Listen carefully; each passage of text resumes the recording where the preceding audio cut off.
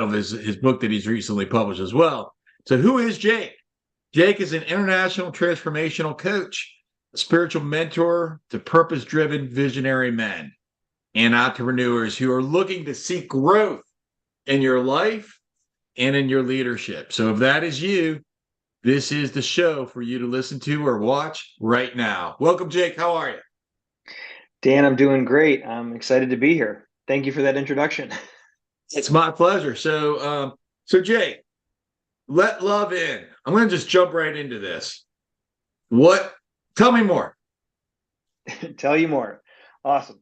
Well, as you can probably imagine, Dan, I grew up very much like yourself in all likelihood. I was very success driven, growth minded, motivated, determined, and assertive. So I was constantly looking for ways to increase in my success. There's just one big problem with that.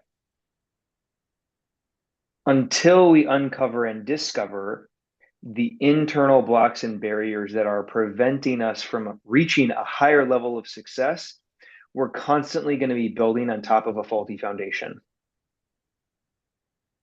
So it wasn't until I shifted my focus to doing just that, to finding and discovering and working through and reconciling the internal blocks and barriers within me that prevented me from being as successful as I was capable of being. The moment I did that is the moment that I started to experiencing a greater degree of success in every single area of my life, not just exclusive to my career, but in terms of my health, in terms of my wealth, in terms of my relationships, all of those things started to benefit as a result. So Jake, all right, so let's backtrack here. So Yep, you shared with us a little bit, and I want to get more granular on that, but not right away. let's In a do few it. minutes, about well, in a few minutes, I want to get more granular about like that tipping point. But before we Sure. get there, tell me about your shitty life before you went to that tipping point. It's funny from the outside looking in, I actually had a really great childhood, a great life growing up. I grew up very middle class in a small town in Southwest Michigan, little over 1,000 people. So it was very rural in many respects, very simple. But I didn't necessarily need for want for anything, which was great. I had a great family, great parents. Um, when I was 12 or 13 years old, however, I was sexually abused at summer camp. As you can probably imagine, as a 12 or 13-year-old, I didn't have the mental resources to know what to do with that pain or how to deal with that trauma. So I did what most people would do. I just brushed it under the rug. I repressed it, suppressed it, and ultimately, unconsciously, ran from it. My way of dealing with it was to not deal with it. Did you share it with anybody at the time at all? Well, my story is kind of unique because the incident actually happened in front of all of my friends that I grew up with. So it didn't happen in secret or in silence like a lot of people. Yeah. It happened in front of a lot of other people. And so it started to follow me around. In fact, I was bullied because of it throughout middle school, throughout high school. And it wasn't until later that I actually acknowledged the experience for what it was. It was kind of brushed off as a joke by everybody, and that's kind of how I started to treat it, which was a really beautiful way of dealing with it, right? Was to not acknowledge what The that seriousness event, of it. Yeah. right? Yeah, Make it the into a severe, joke. Got it. Yeah. exactly the severity of the incident. Because once I did, or if I did, then I would have to confront the emotions attached to it, the shame, the guilt, the embarrassment, the humiliation.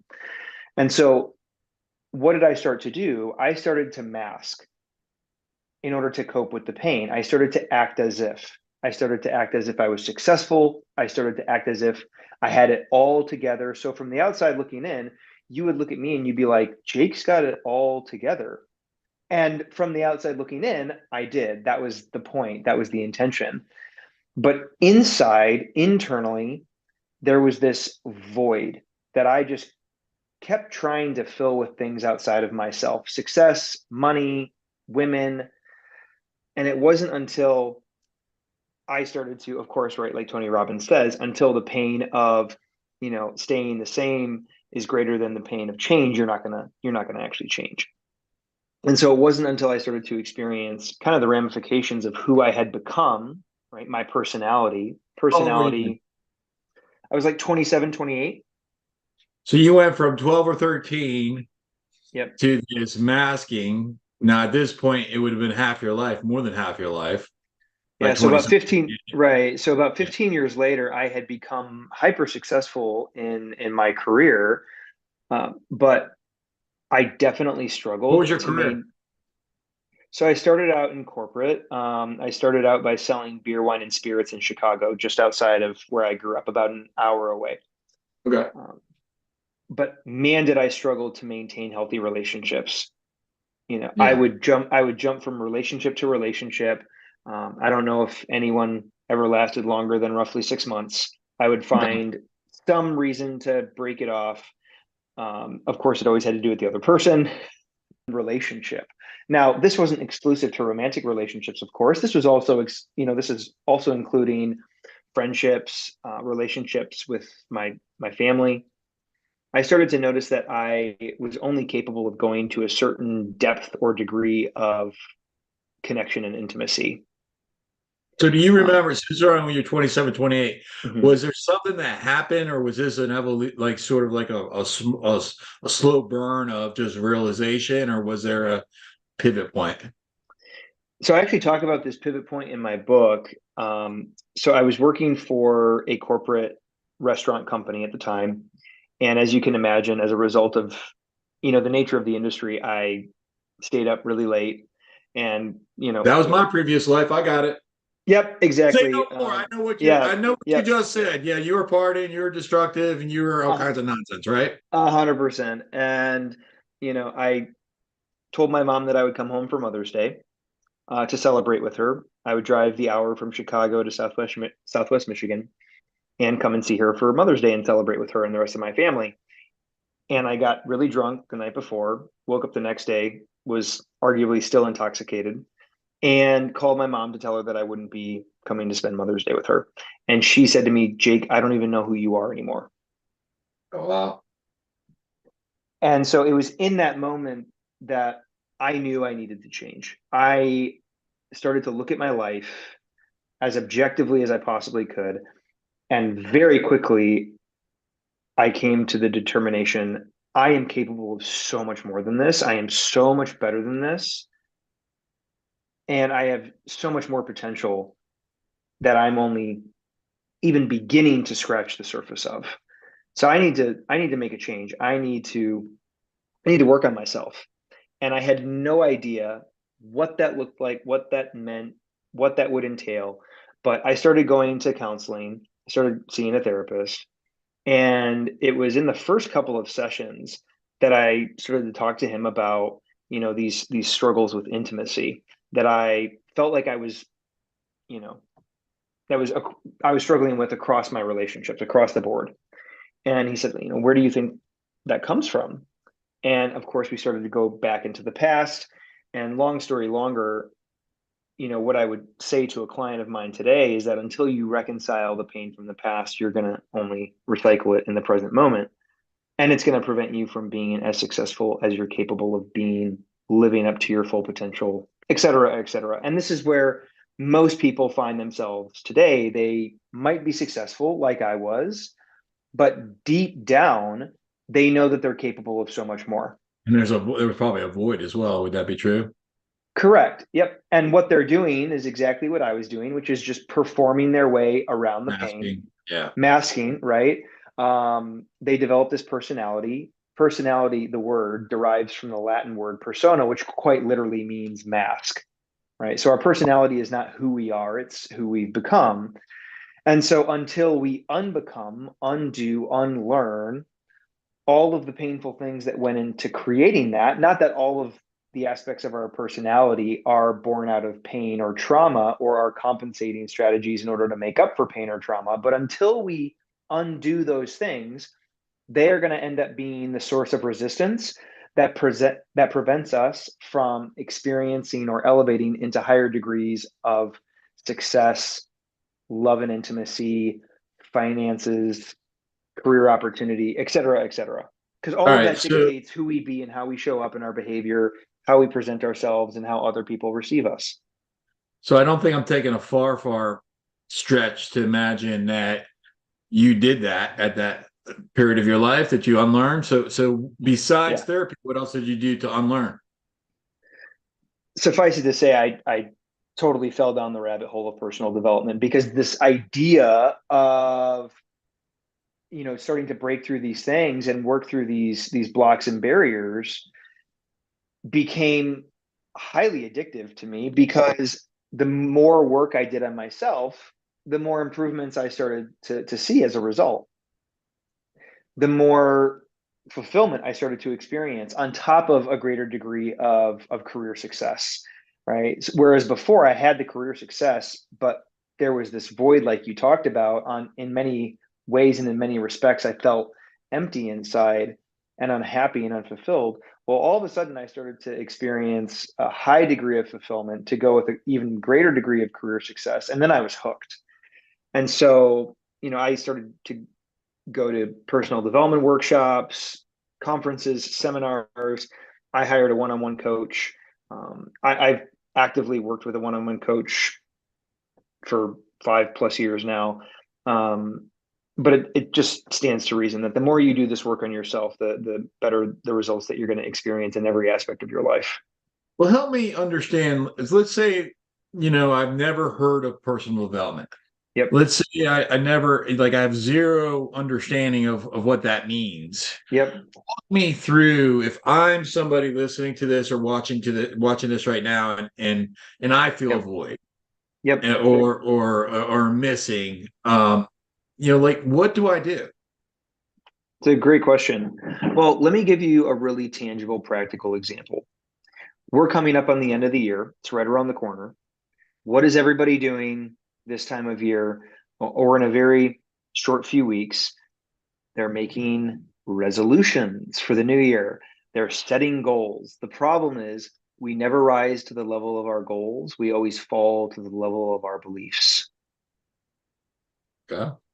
So come February, March, statistics show that over 85% of people are have dropped off when it comes to accomplishing their New Year's resolutions or the goals that they set out to accomplish. Right? Personal development would tell you that all you're doing is you're treating the symptom, right? You're trying to adopt a certain level of behavior or If I habits. get this, then that means I'm okay, and that's what the goal is. Am Not I following that? No, not necessarily, because that's where you can run into feeling unhappy and unfulfilled. Well, what I mean by that is it's Yep. an illusion that if I get this, Correct. Correct. yeah, Then I will yes, be fill in the yeah, blank. yeah. So that's like Right. the thought is, if I achieve X of my goals, then I Right. become whatever. But that's an Correct. illusion because that's the mask in of Yeah, itself. it's if this then that thinking, right? Yeah. Or it's have do be thinking. Once I have the house, the car, the money, the Yeah. career success, the status, the job position, whatever it is, it will then enable me to do fill in the blank, and then I will be happy, satisfied, fulfilled, etc. Right? Do a bunny trail right now. Go and describe be do have for us real quick, and then we'll come back to that first question because I don't want to miss that opportunity right now.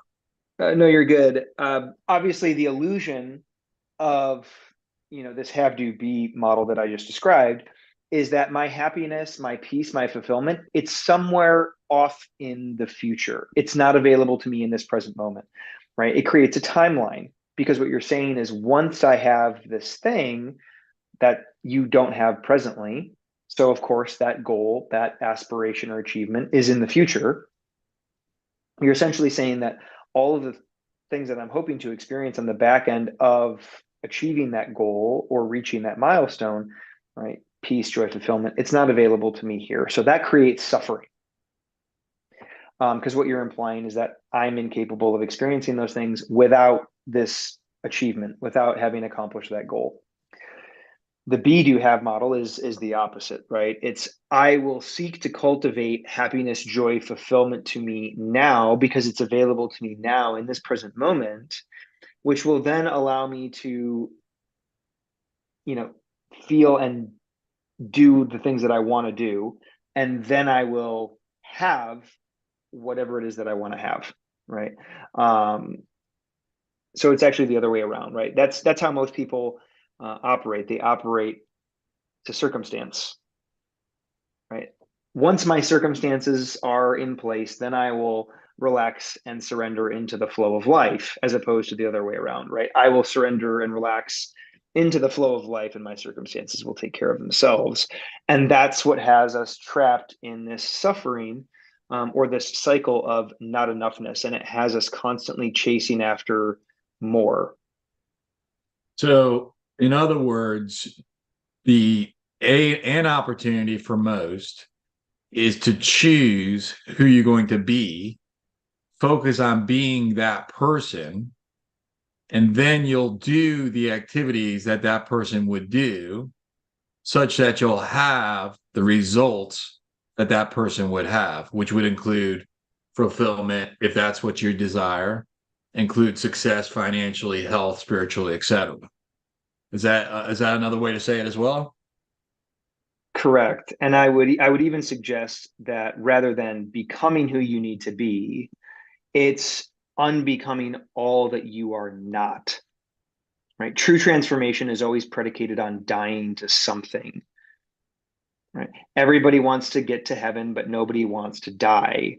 So when it comes to establishing a new set of goals and reaching those goals, 90% of the equation has to be around and has to be focused on what is currently preventing you from reaching those goals. What is getting in the way? And that's where most of the coaching industry has it completely backwards, right? We're treating people, we're treating the symptoms and not the disease, right? The symptoms being your current habits, your current behaviors, right? Which of course are what ultimately get our results. But what's at the root of all of that? It's our beliefs and our identity. So going back to 27, 28-year-old Jake, Yep, so you begin to undo what was done.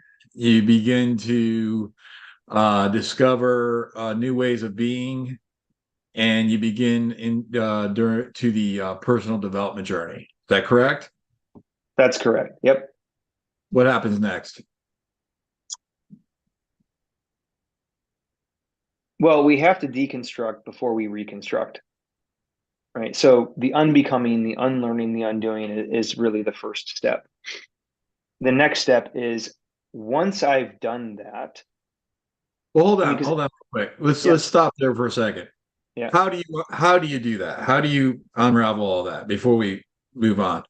Mhm. Well, you have to ultimately uncover and discover the fears and the limiting beliefs within yourself that keep you trapped in operating from the space of someone that you are not, and Okay. performing and chasing, striving, or overreaching, right? Those are the things that keep us trapped in suffering, right? So, for example, I was literally walking a client through this earlier today, right? Entrepreneur, very goal driven, growth minded, achievement focused. Nothing wrong with that, inherently speaking. But of course, the conversation then comes up: what is currently preventing you from being more successful than you are? That's where you have to start. You have to start there. Otherwise, all you're doing, like I mentioned at the beginning of this conversation, was building on top of a faulty foundation. It never lasts. And that's why most people, come February, March of next year, will have already abandoned or be off track when it comes to their New Year's resolutions or whatever new goals that they've set or established for themselves. And so it starts by addressing the pain from our past, because we've all experienced trauma. Let's just throw that out there so that we're all on the If you're same a human page. being, yeah, Right. Well, because trauma is more about what happened inside of you as a result of yeah, what happened. Right. It's not. It wasn't the abuse, right, that I experienced. That wasn't the trauma. The trauma was the beliefs that I made up about myself, other people, and the world, that then had me overcompensate in an attempt to make up for that pain. sure.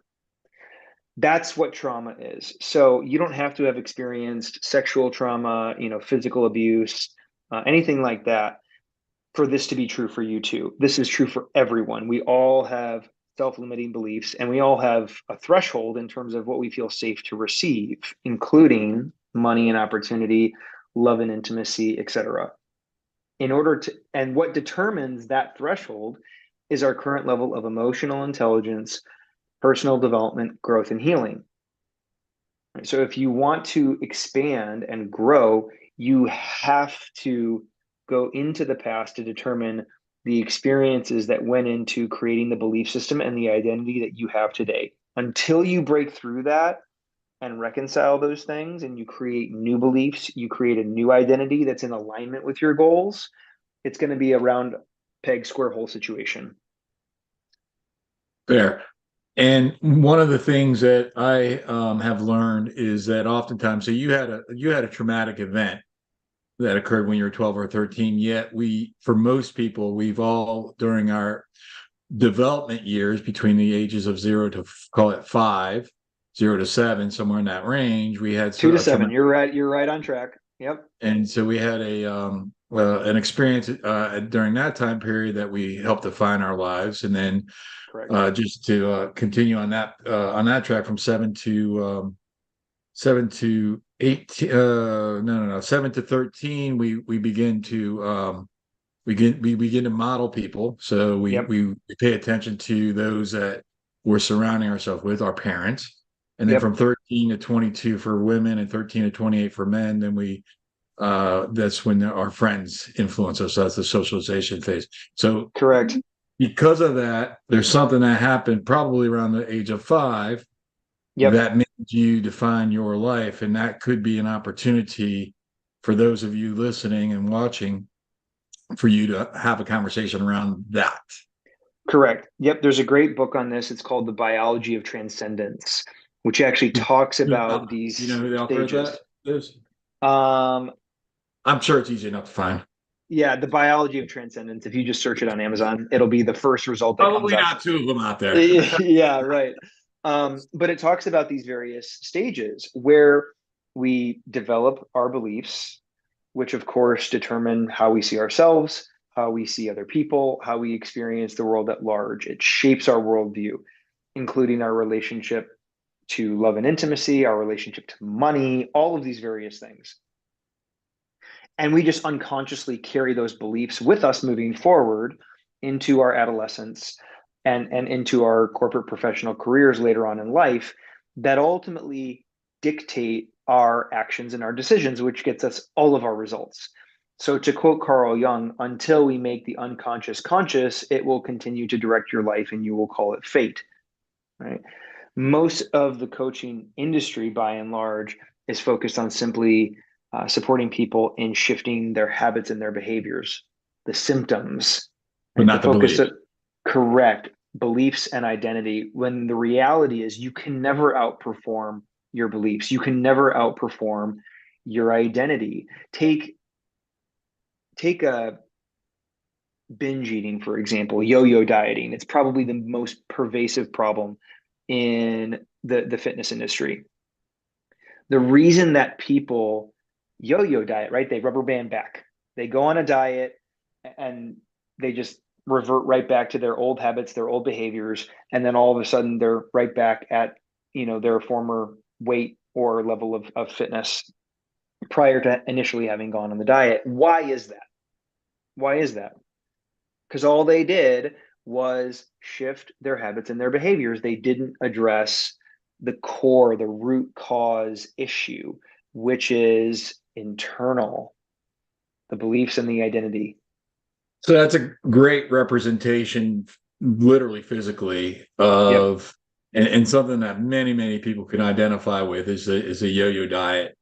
And it's about who you're going to be, what are you going to believe in yourself, how are you going to, choose to understand that this is who I am, this is my identity, how I see myself.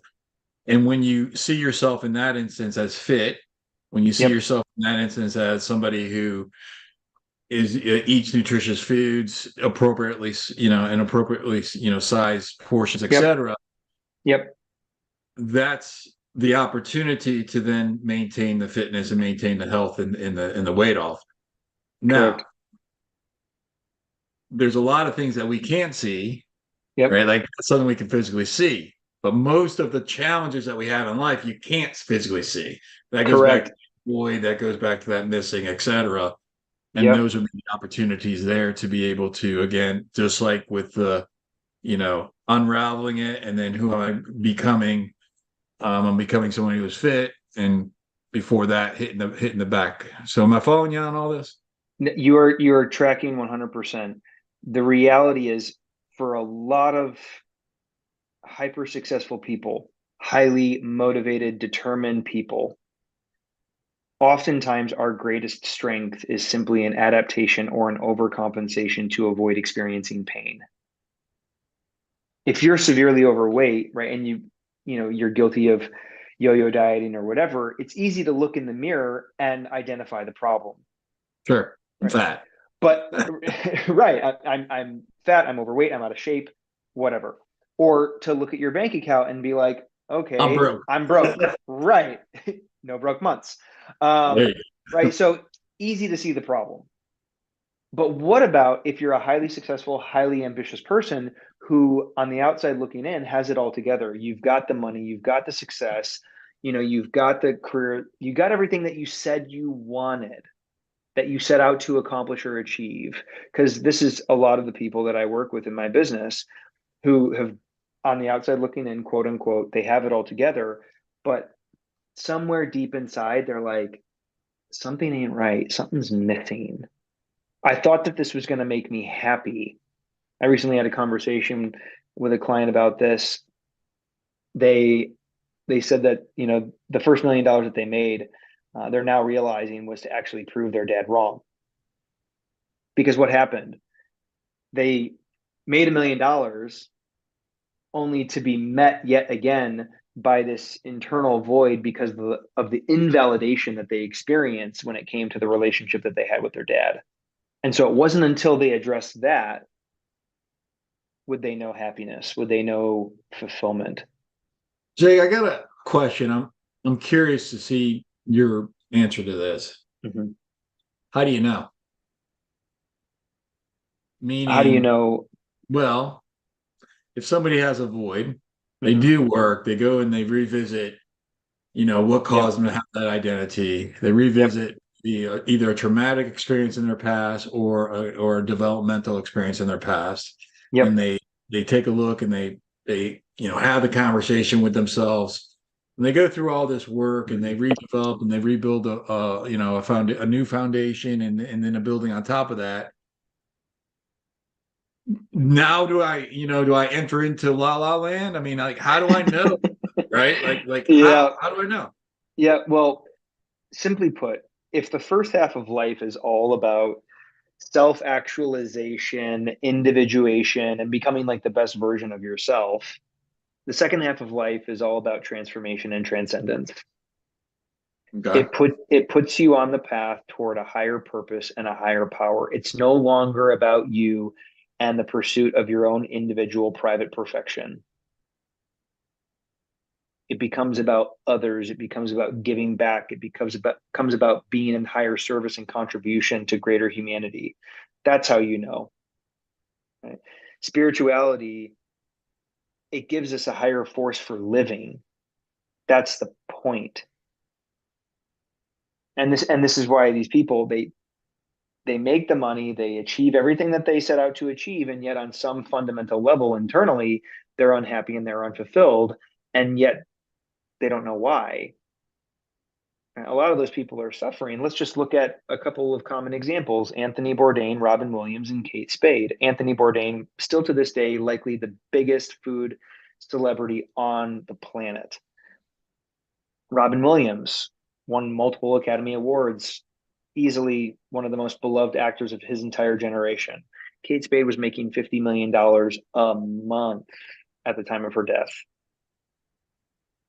All of their success, all of their fame, all of their notoriety was not able to cover over or reconcile the void within them.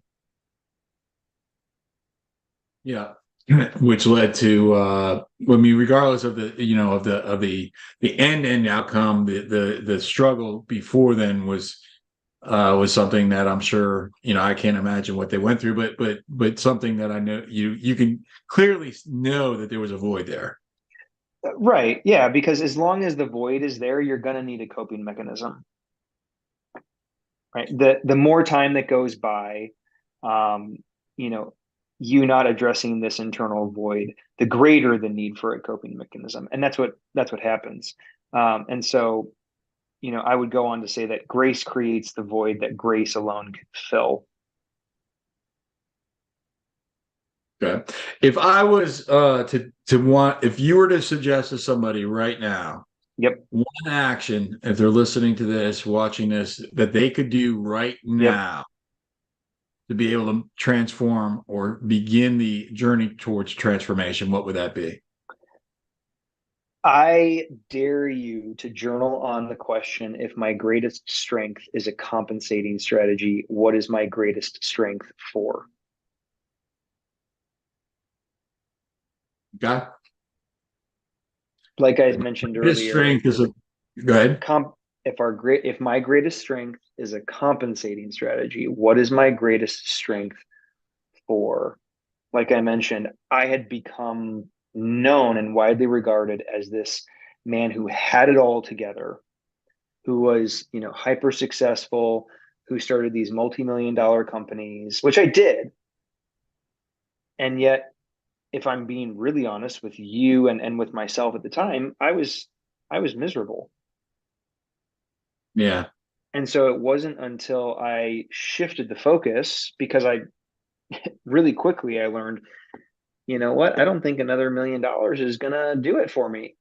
Like, I went from corporate to starting my own startup, my own healthcare tech startup with a couple of other guys, and we reached $1 million. Great. Okay, now a couple $1 million. Okay, great. Now 8 figures. Why do I still feel the same way? I think I don't know if you've experienced this or not, but an observation I've made is that sometimes money is a magnifier, and 100%. yeah, a lot of times when I've seen people who are just blessed, beautiful people, and they develop wealth, they are the nicest sweethearts you could ever imagine, and others they become the biggest assholes you can ever imagine, right? It's just and I've seen both sides Yeah. of that, and people that I've known, of extraordinary wealth, and it just seems like there's just this magnifying glass of and it can intensify, whatever it is, Hmm. who you believe that you are, whoever you identify as yourself, that Totally. becomes bigger. 100%. It just reveals more of who you already are, Yeah. and so that's what I would encourage people to journal on and really sit with, because as I mentioned before, in my time, I've been doing this for over half a decade now with really successful, notable CEOs, executives, entrepreneurs, who have all, accomplished what they set out to accomplish, only to realize that, wow, like, my greatest strength is really just an adaptation and this overcompensation to avoid experiencing pain, most likely pain from childhood.